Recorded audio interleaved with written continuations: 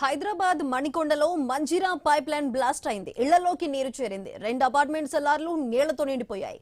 Pipe line blast ధాటికి CC road ధ్వంసమైంది. ఇళ్లలోకి నీరు చేరటంతో బాధితులు ఆందోళన చెందుతున్నారు.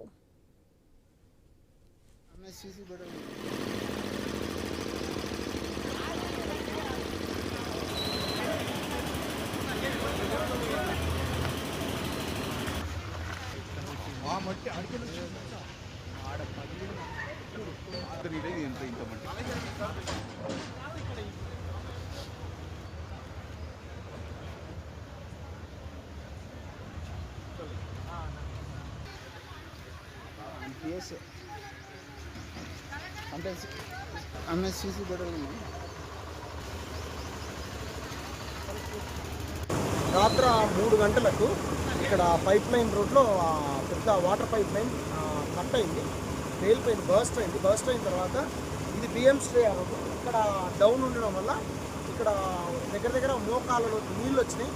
5 మినిట్స్లో 550 స్క్వేర్ యార్డ్స్ ఉన్నటువంటి ఒక అపార్ట్మెంట్ సెల్లార్ మొత్తం నిండిపోయింది. సో ఇది ఐఎస్పీ నిండింది, ప్లస్ పక్కన మీనాక్షి కుంట.